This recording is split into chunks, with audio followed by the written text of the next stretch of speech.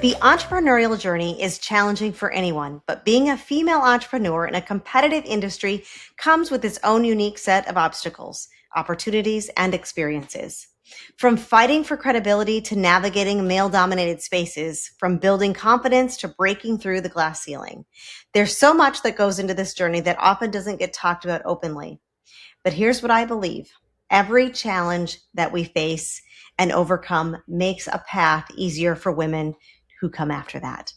Today, we have the pleasure of speaking with Meg Epstein, who is a real estate developer in Nashville, and she has decades of experience. We're going to dive into the real experiences, the hard-won lessons, and the strategies that can help female entrepreneurs not just survive, but thrive in a competitive landscape. Welcome, Meg.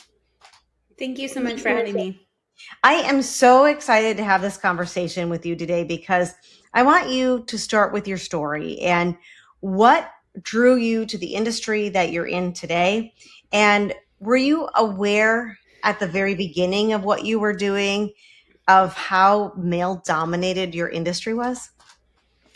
Yes, because I first went to go work on a job site right out of college. So I was the only woman, within like on the entire thing for many years. So besides the architect, actually, she was really great. But it wasn't really a factor. I basically graduated in 2008. I was very interested in finance, but that market, all the banks were in turmoil, obviously. So, right. Yeah. So I was in college and I graduated in spring and really got interested my senior year after living in Barcelona in architecture, but I didn't want to be an architect.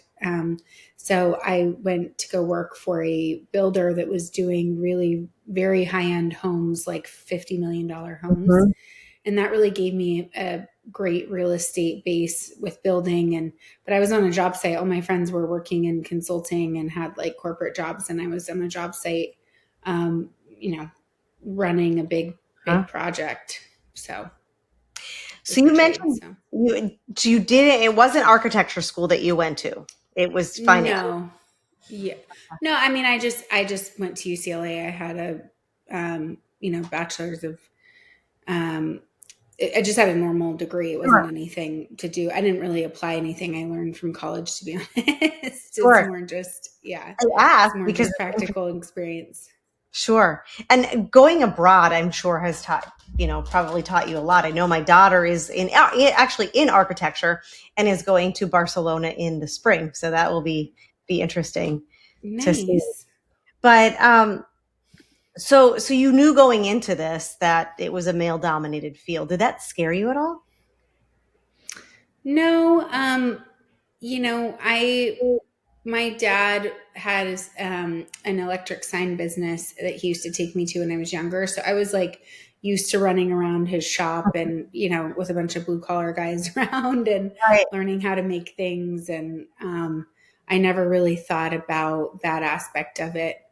And I've never, to be honest, like I'm sure I'm unassuming to people and things like that, but I've considered it an advantage, if anything, because it makes me so different and memorable when I'm raising capital or trying to find deals. And I've actually had a really good experience. I mean, I'm sure everybody can't say that, but that, generally I've felt very respected in my career and try not and focus on that part of it. Right.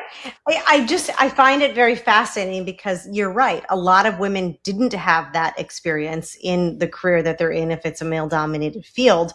What was one of the first, and I know you said that you've had great experiences, but was there ever a time where you're like, you know what? I realized that being a woman in this industry could present challenges. Did you ever? I'm in a unique spot because I've had my own company now for almost 10 years and, not to sound like arrogant, but essentially everybody I'm working with is working for me or I'm hiring. So maybe that's why, I didn't have to like climb a corporate ladder or anything. I never really had that experience. I've always been an entrepreneur. And everybody I'm working with, it's my team that, is on my team, and I'm choosing them, and Right. they're all a great fit for, and we all are working together. So maybe that's, maybe if I'm just being Sure. realistic, that's why. But no, I mean, for sure, people are surprised, sometimes they think I'm the real estate agent or something like that. And I just don't say anything, and I just listen to how they treat people. Mhm. But other than that, it's not like I have very institutional investors, public REIT investor in private equity, and nobody's ever made me feel like and they've all invested in me and given me hundreds of millions of dollars over the years. Mhm. So I think that they're confident in my process, what I'm Sure. building. And if anything, and I've never felt for sure discriminated against. If anything, like I said, I think that maybe I just get listened to more because I have a different perspective. Right. How do you think that came about though? Because it's not, and obviously it's a confidence that you exude to them, because a lot of times women will come into an industry and it's the other way around. Do you think it was something that you did early on in your career that kind of established that I am an authority of what I do? Or was it something? Well, I first started out in the residential space. So I was working for a firm that was building these ultra luxury homes. And yes, I was running a job site when I was 22. So, Wow. that was, and these are all subcontractors, a framer, a tile guy, Mhm. but it's very, very complicated because these aren't just normal homes. These are they Right. take like 8 years to build. And Mhm. so I learned a lot and how to work with people and project manage. And I think that, when I started my company, the product sort of speaks for itself. I mean, I think when you have a track record is when anybody, even if you're a man, that's when you get respected and you get investment Right. and people back you. So I think that it just comes with track record. And sometimes I think it's easy for us to get distracted by the dialogue of, as an example, this just happened a couple months ago. Someone was telling me a woman in my field was telling me how they were discriminated against for not, they didn't get awarded a contract because they Mhm. were a woman. And I was laughing because I had actually gotten the contract she was talking about. Oh my It's gosh. and I was like, it's just because you don't have enough track record. You know what I mean? Right. Don't play the woman card. You know And what I mean? how do you explain So that to them then? How do you say, it's not always because of this? Did you look at the other circumstances? How do you say that to somebody? well, I just didn't tell him. I just laughed to myself. But I don't want to, I try not and have that be like my soapbox thing, because if you look at what I've done in my Mhm. business and how fast it grew, even for, and starting with nothing and not having any, family ties or financial Mhm. means to begin it. So I already, that my track record, like I said, tends to speak for itself because I grew so quickly and got institutional investment on a Right. faster pace. But it was also just because I was in a great market, which was Mhm. Nashville. There was a lot of institutional investment interest in 2016, not a lot of better, not a lot of developers that weren't like syndicators or smaller. Sure. And so I kind of came in at the right time, offered the right product, got up to speed quickly. And that's kind of, and that's, so if I just look at how fast the company grew in the last 7 years, that alone would be my, what I try to teach when I'm mentoring other women, Mhm. or, people are asking me how I did this or that, or asking me about what I'm focused on now in real estate. I try to focus on all those lessons I learned. Absolutely.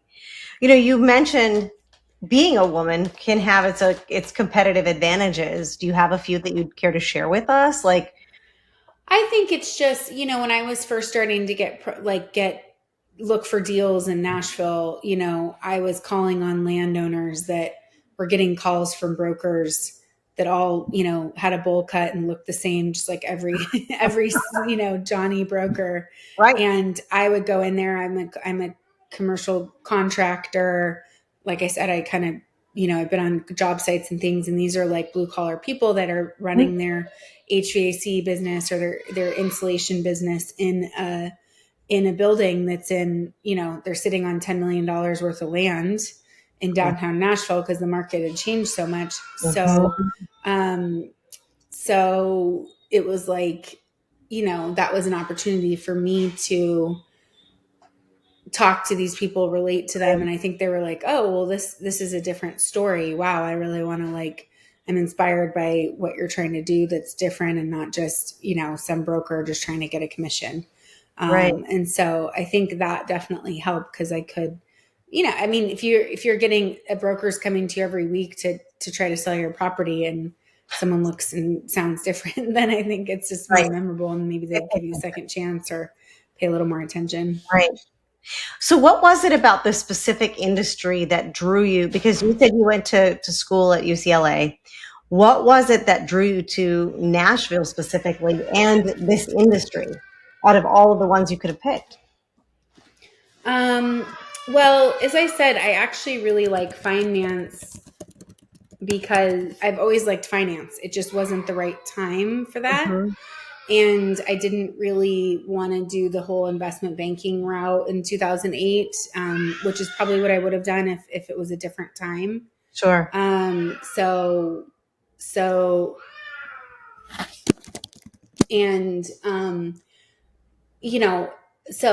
basically I was just going on a run around school, and I used to love looking at these beautiful homes that were being built in Bel Air and Beverly Hills. Oh, I can't imagine. Yeah. So I just was interested in, building. Basically, I was like, wow, this is fascinating. These are like hotel, these are like $50 million budgets, basically a commercial in Nashville. That's a commercial real estate development project. And so I just was very interested in the process and everything. So basically, that's kind of what led me. I got a job, and it wasn't like there was a great job market. I basically just talked to a project manager on a job site and got it my first job. And that led to where you're at today. Yeah. What kind of role now, when people are in business, when you're an entrepreneur, there's always what I call your board of directors. And I'm not talking about the traditional board of directors. I'm talking about mentors and people that you surround yourself that help you along the way in your business. Did you have that kind of a network when you started out and when you started your business? No, I didn't. I've built in a board of advice. I've had certain mentors over the years. I can say that everybody, I moved from California to Nashville in 2016, 15. And I could say that everybody was extremely welcoming. I'd say much more than like if I were in New York or when I was in San Francisco, just as a culture, it was very welcoming and everybody was very friendly and open arms. And then I've had certain mentors over the years, and then I do have a board of advisors. They're not a board of directors, but so it's a bit informal. They don't, they can't tell me to do anything, but they are basically like my confidants that I can call that are, veterans in the real estate space that I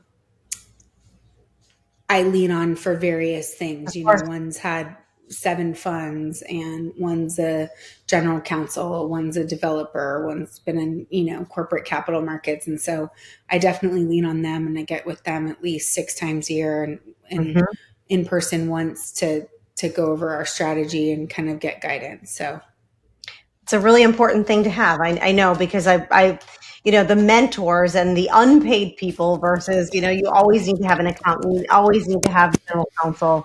Those people around you help support everything that you're doing, that you can make one phone call and say, hey, SOS, I need help here. How do you maintain that work-life balance? It's a question I love to ask people, because as an entrepreneur, we seem to be working all the time. How do you maintain that? I'm a big compartmentalizer. So when I was first building my business, I had, I waited to have children. My husband and I are, I'm not quite 40 yet, but I waited on we were together 10 years before we started having kids. So we have only started having children in the last 2 years. So the very beginning of my career, and his as well, because he's an entrepreneur, was working, and we always were working even when we were on vacation. And thankfully, as an entrepreneur, you have that flexibility of being able to travel and have a lot more autonomy over your schedule than if you work for someone. But it was still 80-hour plus a week working, right? And now that I really liked my work, so it wasn't always, I'm raising capital, I'm doing PR type things. It's not always just like grinding in front of your computer or something. So I really enjoyed my career. But I about 7 years ago started volunteering in the afternoons for a nonprofit, because what I found was that if I was at my office until 5 p.m. or 6 p.m., or I left at 2 or 1, that I wasn't really making more or getting a lot more done. And so it sort of forced the team and me to be really concerted about my efforts and not just like be at the office to be at the office. Like it never made sense to me that every single job takes from 9 to 5 you know what I mean? It just doesn't make any sense. So so early on I started compartmentalizing off my schedule, and I just would be like, okay, I only have this amount of time in the office to get, and I work I work early in the morning too. I do my email and things like that. But I just got into routine because I realized that it just wasn't as productive to just kind of like be at the office, and people would just figure things out if I wasn't there. And so, and that kept me doing higher level things when I was there. And so I kept that schedule in that sort of compartmentalization, because I knew when I had kids that I wouldn't have as much time in the office. And so now that I have children, I'll have 4. I'm due in November, so I'll have 4 under 2 years old. God. 4? Yeah. Did you have twins? Oh my God. No, we adopted 2, and I'm having my second one. But that's wild. Congratulations. I know. Well, I know, we were just like, okay, it's time to have kids. So my husband's a few years older than me too. So we were just like, okay, we wanted to wait as long as we kind of could, and now we're doing the kid thing. Wow. But that was sort of, my schedule and my life is already set up in such a way where it's like, okay, now I'm working, and and I go to bed earlier, and I wake up very, very early, like 4, and I have my time in the morning to get organized and do my email and everything. And I just sort of set up my life in a way where my schedule was very compartmentalized, so that I could keep that balance. And I just run it just like in every other appointment, same thing with my date night with my husband or my workouts anything. I just keep that in. It's like, it's on my schedule. Ashley, my assistant's amazing. She runs all my schedule, and I just block it out. And it's like, I don't just let my, schedule happen defensively. And that's how I maintain, a lot of like my sanity, because otherwise it's very crazy. Right. If it's on your schedule, you're going to do it. If it's not on your schedule, it's too ambiguous. Right. Yes. And you just end up getting distracted, I applaud you. 4 children under 2. Oh my gosh. I've gotten into this. I think it's easier because it's a lot more efficient, Right. If you're gonna have 4, I think it's the way to do it is to stack them. Having 4 is a lot, but I love it. If you're doing diapers and bottles, you might as well just do more. I agree. Hey, I went big. I had twins, and my twins, and that's all I have. So there's a lot. Now I want to get into leadership a little bit.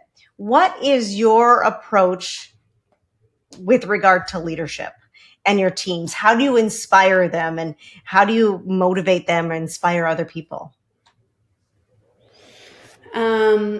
Well, money mainly. I've realized I'm joking, kind of. I only say that because I've had a big team and I've had small teams, and I've done, we've done company retreats, and we've done, tons of, team happy hours and bonding experiences and trips and a lot of things. And I think what people really appreciate is being treated like an owner, or the people that I want to be on my team, Right. which I've gone through a lot, and I've, had a lot of bad apples. And what I want for my team is that people that are want to be like owners and have that level of responsibility and sophistication, because the reality is what I do is very hard and it's very technical. And so it's not like, it's not like running an Amazon business or something where you have a lot of like middle tier people. I Mhm. could pretty much do my job with a handful of very, very sophisticated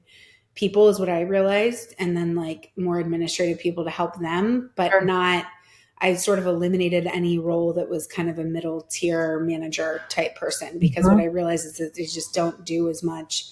The typical millennial employee is not very productive. And so I look for people that are very entrepreneurial, like not going to be like, oh, that's not in my job description, because Sure. we are a small team and we have done a lot of different types of projects and have to Mhm. kind of, be intelligent enough to navigate that. And then I look for people that are, they're gonna share in the level of responsibility that I have as a developer, because I take on a lot of risk.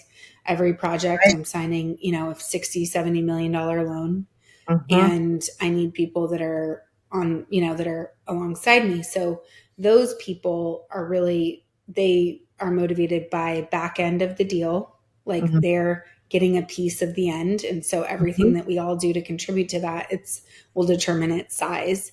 And Mhm. that ultimately, I think, is what the people that I want are very motivated by. Of course, that's all said because we're building a super cool product. We live in an amazing city. We give a lot back to charity. Those are all the innate aspects of the business that are probably pretty unique. We have a really high sense of design. I don't just build, commodity real estate, like a lot of like, public REIT type product that just Right. mills out for numbers, so all of those other things are most likely inspiring, that we're Mhm. doing something cool. It's very design forward. We're giving people the ability to have cash flowing real estate. A lot of our condos we build are for investors. They're like first time investors or smaller investors that are, want to invest between 300,000 and $1 million Mhm. into a real estate cash flowing asset. And they were giving them financial freedom. Like all of these aspects of what we're creating are really awesome and I think unique. And so being a part of that, they really appreciate. So that goes without saying. But if I'm just looking at like employment packages, I think they appreciate that they are contributing to the back end. And the back end can take 4 years on a real estate Mhm. development project. So that's really important to make sure someone's invested alongside you. Right. Um, They see that they're part of something bigger than it's just a project. They see it, and that's what it sounds like. Yeah. absolutely. Yeah. So, what is the biggest lesson that you've learned as an entrepreneur that you wish someone had told you going into this? Oh my gosh, there's so many. I can choose one. We have a whole podcast on it, Um, I'm sure. I know. I think I could think off the top of my head too. One, I mean, the first one would be really finding your focus, right? I have done a lot of different types of real estate. I've built apartment buildings and condos and industrial parks and office building. And it's hilarious to me because what I do now is I build condos that you can Airbnb out. So Mhm. it's really funny because when I lived in San Francisco and I was super young and I didn't have a lot of money, I used to Airbnb out my apartment. This is back when it was very informal and there weren't a bunch of regular, what Airbnb wasn't what it was today. And San Francisco was where it started. So it was just started getting out there. And I used to Airbnb out my apartment and go, and go travel or whatever. And I would pay my rent in a couple weekends, right?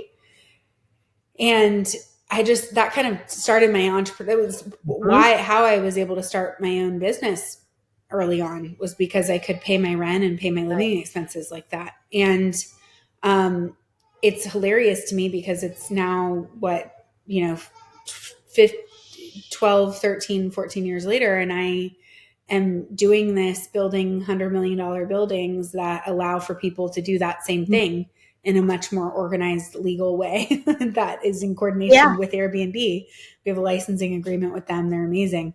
And it's hilarious because if I had just really honed in on that and didn't get distracted and do a bunch of other things, I'd probably have, an Airbnb condo empire by now. And by a lot of measures, I do. I've done 5 projects and, round trip several hundred million. So it's great. I have no regrets. But if the focus was there and I didn't get distracted by all of the other things that, where their institutional capital was chasing, I'd be probably a bit farther. Now I've realized that now, and I'm really leaning in. And there was the end of the cycle. This next cycle that's what I'm going to be doing. But I think whatever your entrepreneurial journey is, just not getting distracted and keeping that focus is super important. And it's super easy to you always have to pivot with any business model as COVID happens or the, market conditions change, you have to pivot, but staying focused on whatever it is that you're passionate about and not getting too distracted as an entrepreneur, I think is really key. And then secondly, I would say, I think the biggest thing is, when you're growing quickly, like I grew, the people that you let into your inner circle are just really integral. So you have to make sure that, the whole hire fast or fire fast, hire slow thing is something I had to kind of learn the hard way. So it's something I really, really keep a tight inner circle now, because I've always been so open arms and excited and wanted to grow my team. And,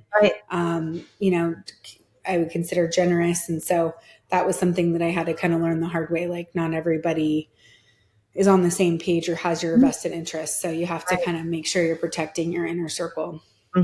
I totally agree with that. I want to go back to one thing really quick. You said being distracted.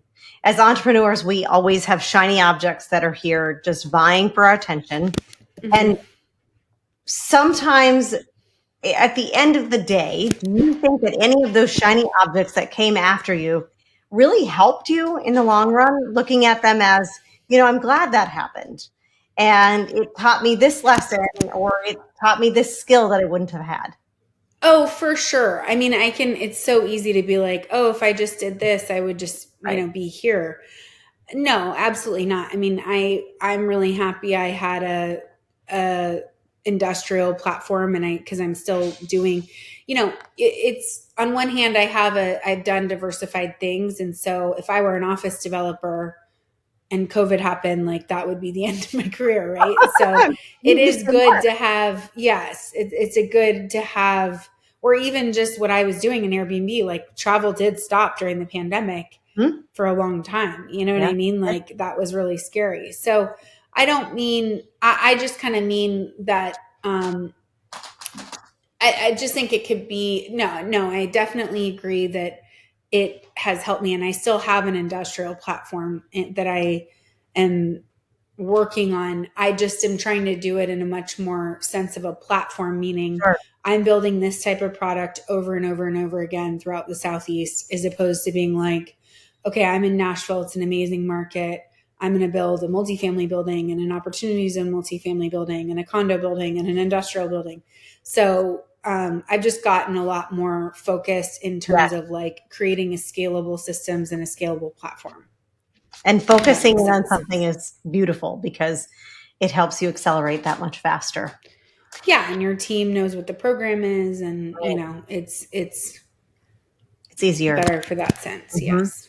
So as we wrap up, what advice would you give to young women who are starting their entrepreneurial journey? Firstly, I would say to get a strong foundation in finance. So this is just entrepreneurial in general, but like no matter what you're doing, it's going to involve financing if it's anything, any type of business. And so that's one thing that I don't think women get enough exposure to. And I see them trend towards, marketing or other fields. And I really think a strong financial background. I mean, the reason that I have, that I'm the CEO is because I can raise capital, right? And if I couldn't do that, I wouldn't be in the position or be in the position to do big real estate development projects. And I think because I have a strong financial mind, that is far and away where women are underrepresented in any business, if I'm just being general. So I would say, in real estate, that means I took courses on how to underwrite in Excel and how to underwrite investment projects. In private equity or whatever other field, you have to understand your financials, basics, P&L, balance sheet, those type of things. Those are all just fundamental accounting things that I think it's really important that women understand. And I've seen, I'm in a really cool group called Brain Trust, which is a female founded by a woman named Sherry Deutschman, who's one of my mentors, incredible woman.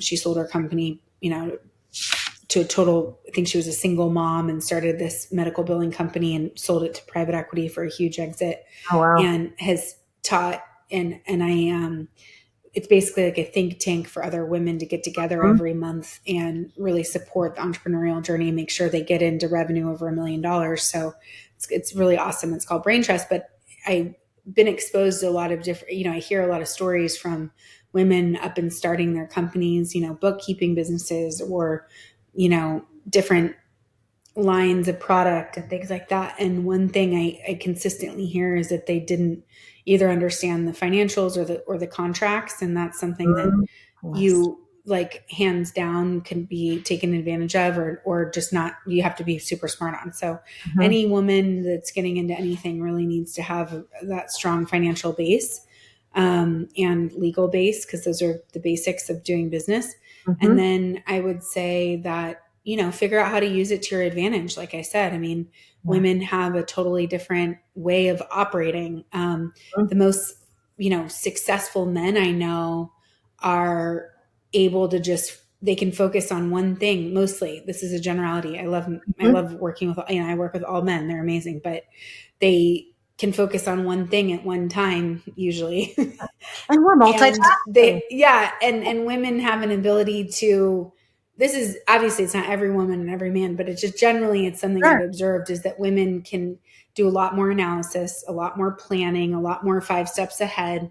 And sometimes that's overkill in a situation, but use that sort of like whatever your innate abilities are, use that to your advantage. And don't keep saying that you're just like, I just think the whole woman card, like it's sort of like played out a little bit now. Like don't, like, you're just perpetuating that dialogue if you think that, because it's just not, it doesn't have to be true, and proving people wrong on that point is a lot more fun than whining about it. So carry on. Kind of what I think. Right? Yes. Carry exactly. on. Carry on. Yes. Well, I love to do what I call the final 4 with all of my guests, because I'm always so interested as to what their answers are going to be. Are you ready for the final 4? Yes. All right. What is your favorite book and what made it stick with you? Oh no, that's my other piece of advice would be to just read. I love so many books. I read a lot. I've read a million entrepreneurial books, real estate specific books, about big, large transactions or developers in the past. So any book that's relevant, I'd say like fundamentally, I really liked How I Built This, which is a podcast that was on NPR for a long time. He wrote a book, just all these entrepreneurial journeys and the crazy stories behind Peloton and Uber and all these brands that that was really inspiring as an entrepreneur. I think fundamentally, probably Atlas Shrugged, like if I had to choose one book of all time that I would read again. I think I also really liked, more recently I read Ben Horowitz's Hard Thing About Hard Things, just kind of the same, when Elon Musk says entrepreneurship is staring into the abyss, eating glass, it kind of makes you, those sort of books that are make you kind of get on the other end and go, okay, well, this isn't so hard what I'm dealing with. Right. So, exactly. yes. Awesome. Do you have a favorite quote or piece of advice that you find yourself coming back to time and time again?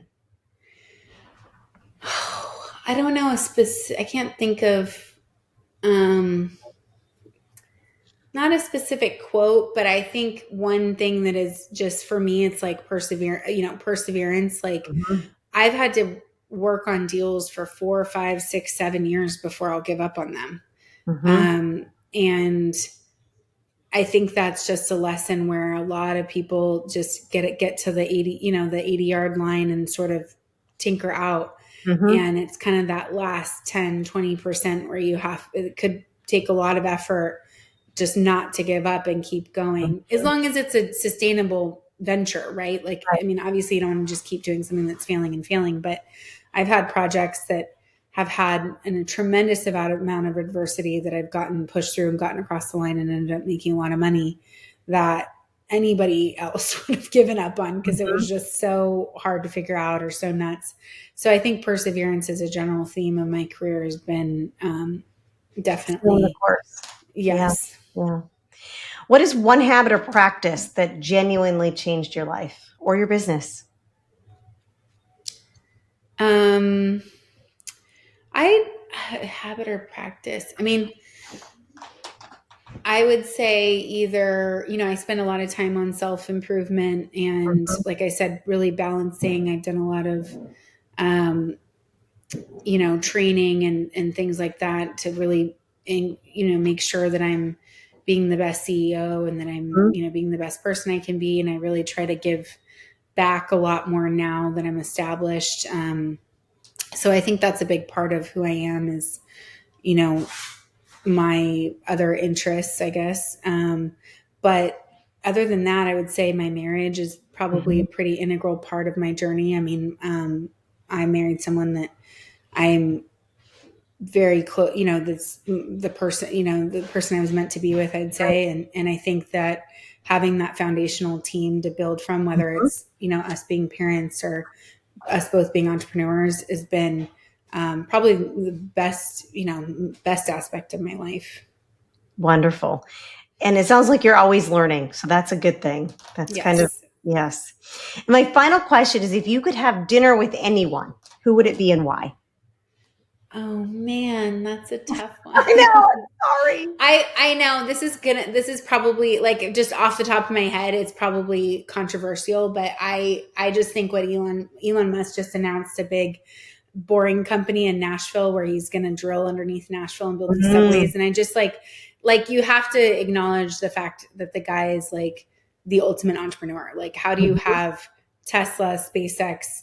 Right. It just, it's fascinating to me. It boggles my mind when I'm stressed out about a couple of $100 million in projects and going, oh my God, like I can't get this thing out of the ground. I'm just like my friend that I sit on a board with in Nashville was sitting in traffic going to the airport and called his friend at the boring company who was a CFO. And now we're getting a subway That's from crazy. the airport to downtown Nashville 6 months later. That just is insane to me, the level of impact that one person has made. Mhm. I So agree. for that reason, and from the entrepreneurial aspect of it, I would just love to pick his brain if he had Absolutely. time. What is But yeah, happening? it's just, yeah, I mean, I read the book and it's like, and not only that, I mean, you're talking about solar housing, which is super interesting to me. Um, you know, Building transportation systems. I mean, I spent a lot of Mhm. time on boards with ULI or the Civic Design Center trying to figure out how to not have Nashville become the next Atlanta or Los Angeles in terms of, traffic and Right. solving these kind of world problems or, urban planning problems. So it definitely impacts me. And it's just like, pushes me to try to think a bit bigger. Mhm. Um, Elon would be a mhm. really good one to have dinner with for sure. I Yes. totally agree with that. Meg, I have thoroughly enjoyed our time together today. As we come to a close, if our audience would like to connect with you, how can they do so? I would say I think my assistant monitors our LinkedIn pretty closely. LinkedIn messages, our web or through our website. There's a contact page, but we do post in LinkedIn updates every week or two what we're up to. So it's a good way to kind of follow along that journey. Fabulous. Thank you so much, Meg. Thank you. And thank you to my listeners.